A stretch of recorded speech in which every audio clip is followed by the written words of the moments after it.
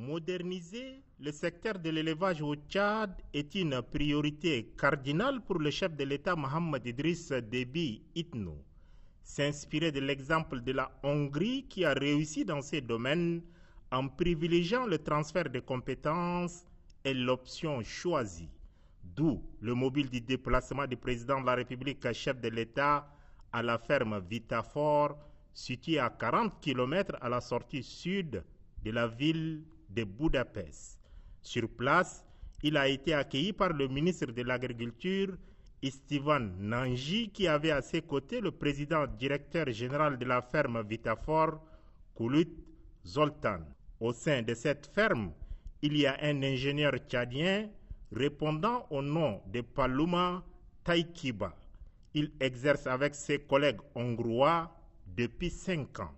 Très émerveillé, le chef de l'État a longuement échangé avec son compatriote et l'a encouragé dans l'exercice de ses fonctions. Branche de l'Université hongroise des sciences de l'agriculture et de la vie, la ferme Vitafor est un modèle réussi d'une industrialisation du secteur de l'élevage, a déclaré son président directeur général Kulut Zoltan.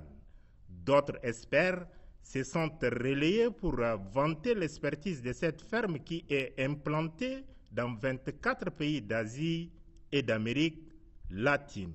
Au sein de ce complexe, on y produit des aliments pour bétail. Le responsable de la ferme a expliqué en grandeur nature au président de la République les différentes techniques utilisées pour produire des fourrages naturels sans organismes génétiquement modifiés OGM.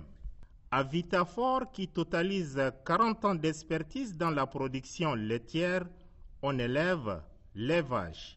Elles sont traitées et nourries sur place à l'aide de l'usine pour aliments de bétail implantée au sein de cette même ferme. De manière concrète, au sein de cette ferme hongroise, l'on dénombre 3000 têtes, dont 1000 têtes de vaches laitières. Ces vaches produisent 35 000 à 40 000 litres de lait par jour, soit 20 millions de litres de lait par an. Cet aliment, très prisé, est écoulé sur le marché hongrois ainsi qu'à l'extérieur sous forme connue de tous. Il s'agit entre autres de lait pasteurisé, yaourt, fromage, lait en poudre. Bref, la liste est longue. La partie hongroise a émis le souhait d'implanter cette ferme au Tchad.